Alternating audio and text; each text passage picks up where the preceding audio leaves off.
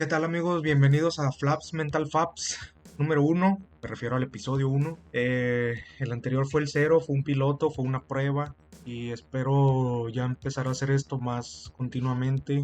Hacerlo regular, pero no sé si a la semana, a la quincena. Ahorita voy a ver cómo se me van ocurriendo los temas. No tengo temas como por delante escritos que tratar y nada.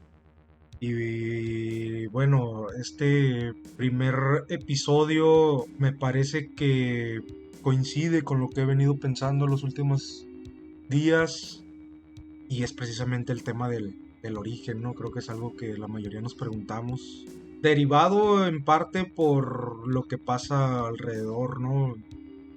Fallecimiento de alguien relativamente cercano, hace poco, te pone a pensar cosas. También las fechas ya empiezan a ser nostálgicas, ¿no? Las navidades, eh, cuando tiene relativamente poco también que perdiste a ciertos seres queridos, en mi caso mis abuelos. No sé por qué tengo días pensando sobre un libro en particular que lo leí hace tiempo, pero me marcó bastante mi forma de pensar. Y es algo que aparte me sorprendió del autor. No es lo que lo caracterizaba principalmente. El libro es El Eterno Adán de Julio Verne. Si han escuchado hablar o han leído de Julio Verne, por lo general son libros de ciencia ficción, mucha ciencia y mucha ficción a la vez, que se considera, pues si no un inventor como tal, sí era como un visionario. Hasta podría decirse que era como el Matt Groening del siglo XIX, porque describía no solo artículos, productos, sino situaciones que ahora se replican o incluso ya pasaron, ¿no? De sus libros más famosos, pues El viaje al centro de la Tierra o Viaje en globo, Vuelta al mundo en 80 días, 20.000 leguas de viaje submarino. Todos estos libros lo que tienen en común es que describe situaciones, sobre todo viajes, pero la particularidad es que describía ciertas cosas, utensilios, herramientas que utilizaban los personajes de estos libros para ah, realizar sus viajes, vaya. Y en la época que lo escribió no existían todavía como él los describía. Tal vez ya existían prototipos o iban empezando ciertos productos, ciertos artículos a salir a la luz, pero como él los describía no era tanto todavía así como ahorita. Otro libro de él que me sorprendió mucho es París en el siglo XX, donde describe a la gente parisina caminando por las calles con, no recuerdo la palabra que utiliza, pero prácticamente describe una tablet que para nosotros ahorita es tan común, un iPad, un celular. Para el 1800 y tantos, pues era algo impensado, ¿no? O sea, yo creo que con trabajos conocían los espejos, mucho menos iban a pensar en hacer videollamadas y eso, y Julio Verne lo describió casi a la perfección en ese libro de París en el siglo XX, pero no es ese libro el que me dejó todavía más sorprendido. Este libro de El Eterno Adán es una lectura relativamente corta. eh, Incluso creo que ahorita ya es como tipo dominio público, algo así, lo puedes encontrar en internet totalmente gratis. Creo que debería ser una lectura, pues, obligada si te gusta la lectura. Y si quieres ver tal vez otra perspectiva, si quieres abrir tu mente, tu panorama de lo que piensas, es muy reflexivo en el sentido de las creencias que tenemos. Yo no soy creyente de ninguna religión, respeto a quien lo hace porque toda mi familia lo es, toda mi familia. No conozco realmente a alguna otra persona que sea no creyente. Eh, bueno, si acaso si un primo, y si lo ve él va a saber quién es. Eh, pero de ahí en fuera toda mi familia, diría que el 100%, pero si no el 95% son creyentes católicos. De ahí en fuera, pues a lo mejor alguien que se haya cambiado de religión, pero sigue creyendo en algo a final de cuentas. Prácticamente todas las religiones tienen este mito de Adán y Eva como el origen, y yo siento que en realidad es difícil de creer, ¿no? O sea, por muchas cosas, que todos vengamos de ahí, o sea, por favor. Eh, pero, pues es lo que creen, ¿no? Habrá gente creyente en la religión, en Dios, en lo que sea, y aún así sea darwinista o evolucionista, y entienda que puede ser una referencia nada más, ¿no? Decir Adán y Eva, que no es algo literal, sino que fue algo representativo nada más por cuestiones prácticas para las escrituras, ¿no? De la Biblia o el libro que sea. Pero aún así seguimos sin conocer. Probablemente nunca lo conozcamos, por lo menos no nosotros, esta generación, la que sigue. Y bueno, el libro este de Julio Verne, ¿de qué trata? Es un científico que trae, trae estos pensamientos. Es más que científico, le llaman como sabio. Es una persona que sabe de muchos temas, ¿no? Y es una persona importante allí en su comunidad, en el país en el que vive.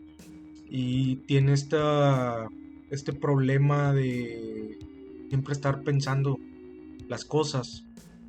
Y de hecho tienen en su como foro, digamos, donde hay otros sabios, están discutiendo estas cosas sobre el origen. Eh, Según el libro, según esta novela, yo diría que es una novela, el origen de ellos tiene aproximadamente 8000 años. La historia que ellos más o menos alcanzan a contar. Por vestigios que han encontrado, tienen tecnología como tipo la datación de carbono 14, donde les dice que los utensilios más recientes parecidos a los que ya usaban, a los que usan ellos, tienen aproximadamente 8000 años. Y la tierra donde viven o el país donde viven, a lo que han descubierto solamente es un solo continente enorme, por lo que describe Julio Verne en el libro. Es enorme, pero es una sola tierra.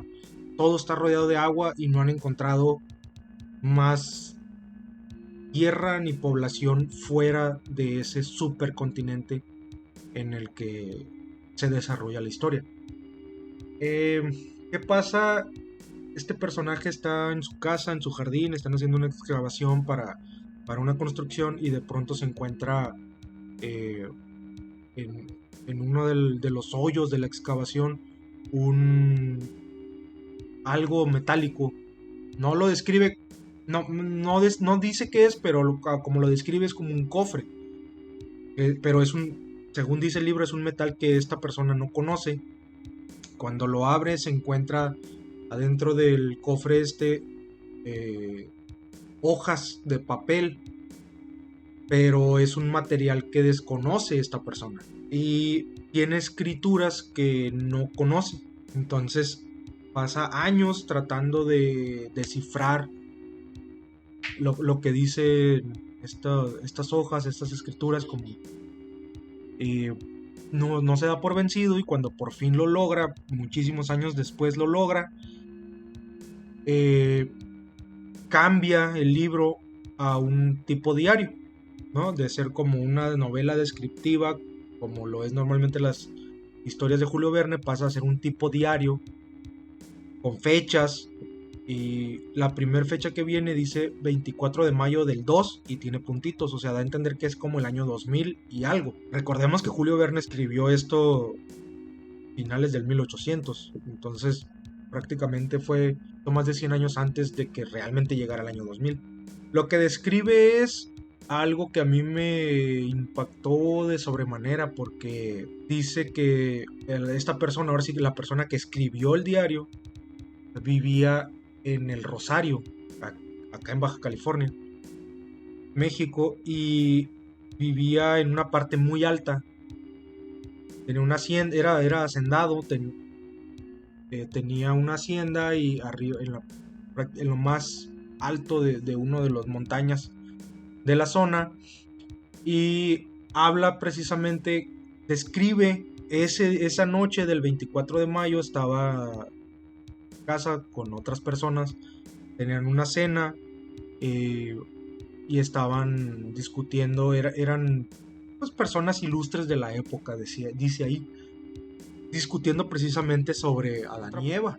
Algo que se me olvidó mencionar, este científico también menciona en la discusión que tuvo con sus contrapartes científicos también, sabios de ese país, de ese supercontinente, coinciden en que lo que más tienen de historia es hasta 8000 años. La Tierra como tal, que ellos conocen, donde viven, la han datado en 20.000 años. Lo que más conocen, más atrás no saben qué hubo, más atrás de 20.000 años. Regresando a la parte donde ya empieza como el diario, están hablando precisamente también sobre eso, los descubrimientos que ha habido. Uno de los científicos dice como una expresión, ¿no? Vaya, si Adán y Eva estuvieran aquí, estuvieran sorprendidos ahora de los avances científicos que han logrado hasta ese año. Así transcurre la cena. Repito, lo leí hace algunos años. Este libro no me acuerdo del todo bien, pero en pocas palabras ocurre un cataclismo, un terremoto. El agua empieza a subir. Ellos desde la hacienda donde están empiezan a ver que empieza a cubrir los valles, los ríos empiezan a desbordar, el agua empieza a subir, el nivel del mar empieza a subir tanto que va a empezar a cubrir la montaña. Entonces, en el carro que tienen esta persona, el hacendado, se suben todos, se van a lo más alto de la montaña y ahí están mucho tiempo, ¿no? Pasan días ahí hasta que por fin los encuentra un barco. Este barco creo que era de origen francés, no recuerdo de dónde venía, pero los encuentra ahí prácticamente en la punta del cerro y los sube a bordo, ¿no?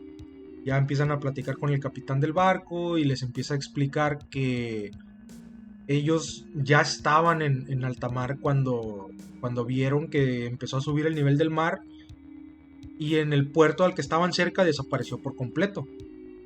Entonces, pues empiezan a sacar conclusiones de que fue un terremoto masivo, ¿no? No solo en la zona de Baja California, que es relativamente bien conocida la falla de San Andreas. Empiezan a navegar, pasan días, pasan meses y no encuentran tierra. Es algo inexplicable, no encuentran tierra, pura agua, pura agua, pura agua. Uno de los, no recuerdo si el hacendado o uno de los que estaba con él era aficionado a los mapas o había sido navegante, una cosa así, traía mapas y más o menos sabía usar pues la brújula y el compás y todos estos instrumentos de navegación, ¿no? Entonces empiezan a dar cuenta que están pasando por Europa, pero no hay Europa, es agua, ¿no? Entonces dice, aquí debió haber estado Berlín, aquí debió haber estado París, aquí debió haber estado Roma, pero no encuentran nada. El viaje continúa, sigue describiendo muchos terrenos perdidos, ahora nomás inundados, hasta que llegan a una tierra. Ven tierra a lo lejos y cuando se acercan se dan cuenta que es prácticamente una roca. Por como lo describen, yo me imaginé, si han visto, yo he visto en documentales, incluso en películas también, hay una parte del Reino Unido, no estoy seguro si es Escocia, pero es por allá, que parece una pared negra, que son montañas, pero es una pared negra, es un acantilado, que da, pues, da al mar, ¿no? O sea, pues digamos algo aquí más cerquita como tipo Peñasco o La Bufadora, que es eh, una pared de roca y da al mar, no, no hay playa, vaya. Algo así se encontraron estas personas, pero era el único lugar con tierra que habían encontrado. Entonces deciden eh, atracar ahí, tratar de subir para ver si encuentran gente, a ver qué encuentran ahí arriba. Se dan cuenta que arriba es roca, es pura roca, es el fondo del mar que subió, me imagino yo, por el terremoto este. Prácticamente toda la tierra conocida se hundió y esa zona del mar salió a flote. Del fondo del mar quedó como superficie terrestre. Pues no tienen más a dónde ir, ahí se quedan.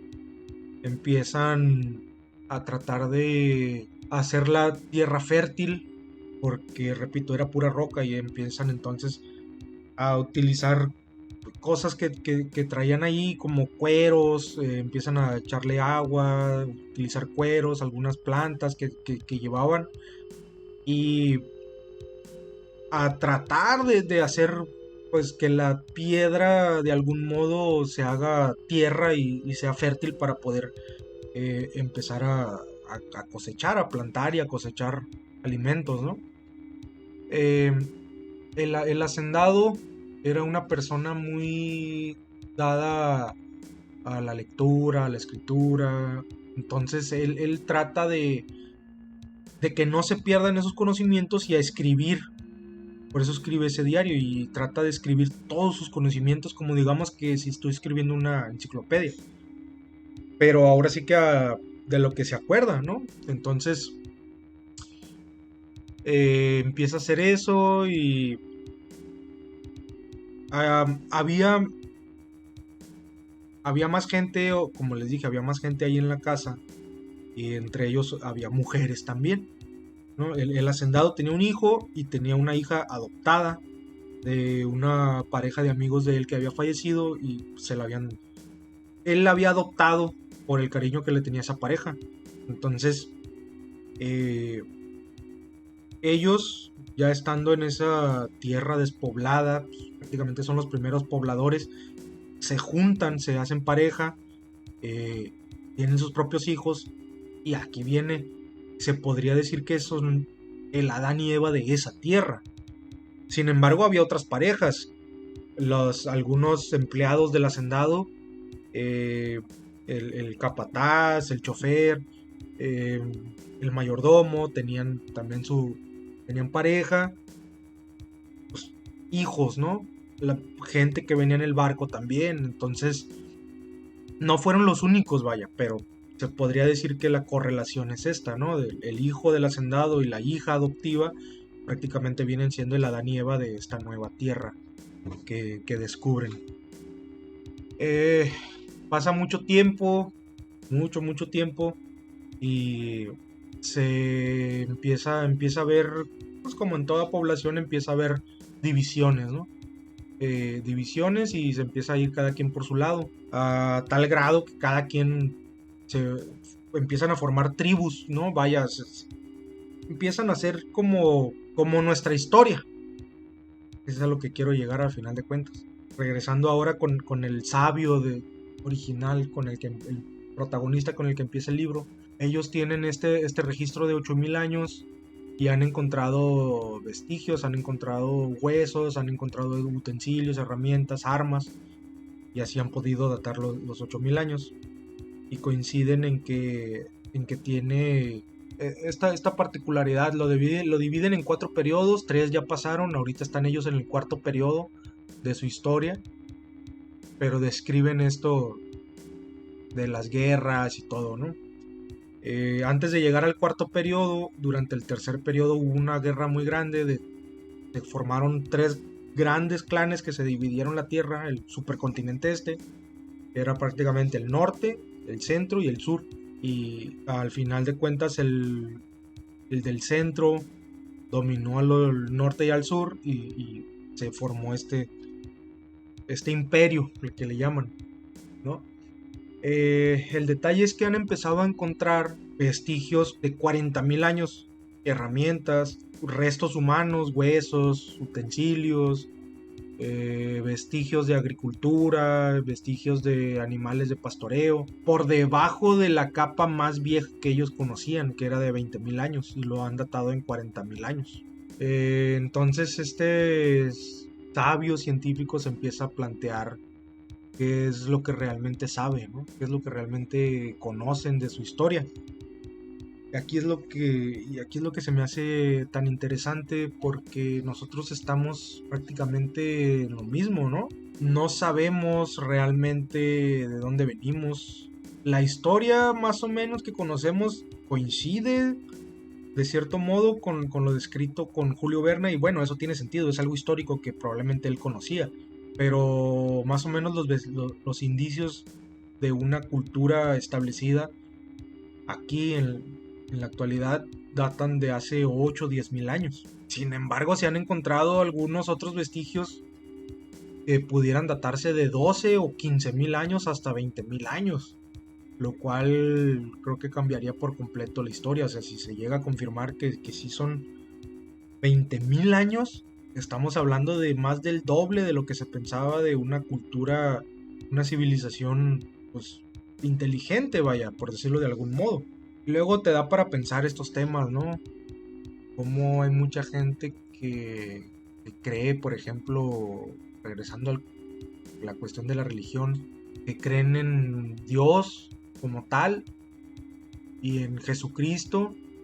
Y si te pones a pensar, si la Biblia tiene 2000 años, ahí es otro problema, porque supuestamente tiene 2000 años, pero a lo que se ha encontrado no tiene realmente 2000 años, tiene como 1600, o sea, que en teoría fue prácticamente 400 años después de Jesucristo.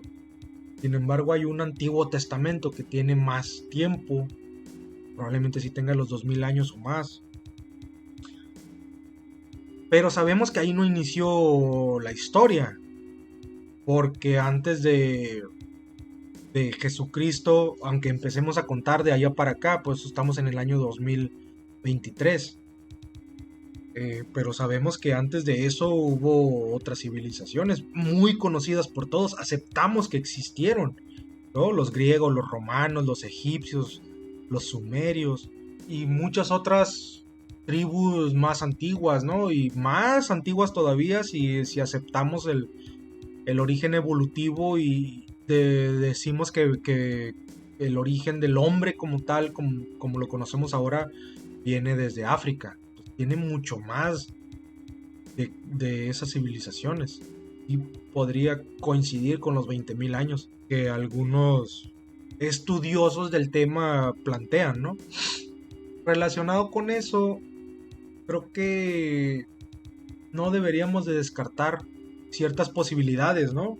Como, por ejemplo, para mucha gente aún no creyente de Dios, por ejemplo, o de lo que dice la Biblia, tampoco cree o se le hace factible que haya habido extraterrestres, ¿no? Como se plantea muchas veces que los extraterrestres le ayudaron a los egipcios a construir pirámides, a los mayas a desarrollar las matemáticas.